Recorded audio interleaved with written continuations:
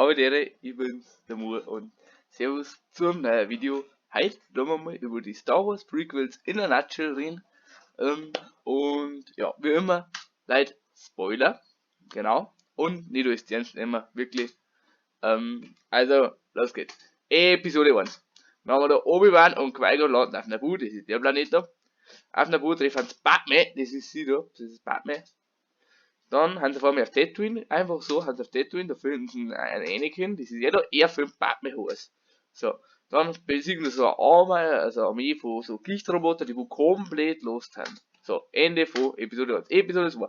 Anakin ist auf einmal 10 Jahre älter und schaut so aus.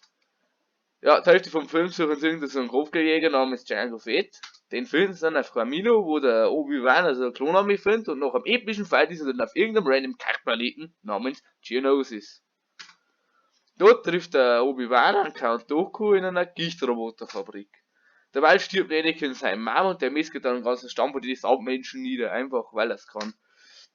Ja, die Episode endet dann in einem Fight zwischen gefühlt alle Jedi und die Klonsoldaten und die Gichtroboter.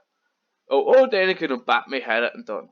Und da ist noch mit einer der Sandmensch, da wo der Anakin da, weil er blöd ist, alle niedermetzelt. Ja. Ja, Episode 3. Anakin ist schon wieder 10 Jahre alt geworden und schaut jetzt aus wie der da. Dann haben wir so Klonkriege seit Episode 2. Der Anakin träumt, dass seine alte Padme drauf geht und glaubt, dass das stimmt.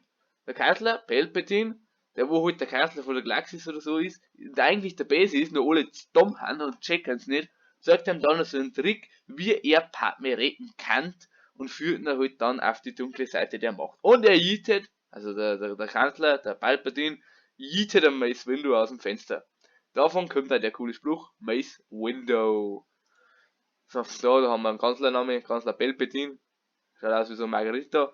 So, da metzelt der Anakin die kleinen Jedi-Kiddies nieder und dann wird er auf irgendeinem anderen random Planeten Mustafa noch am Fight mit dem Obi-Wan halbiert und wird dann zum Darth Vader, wenn wir ihn alle kennen, umbastelt. Danke fürs Zuschauen, Servus.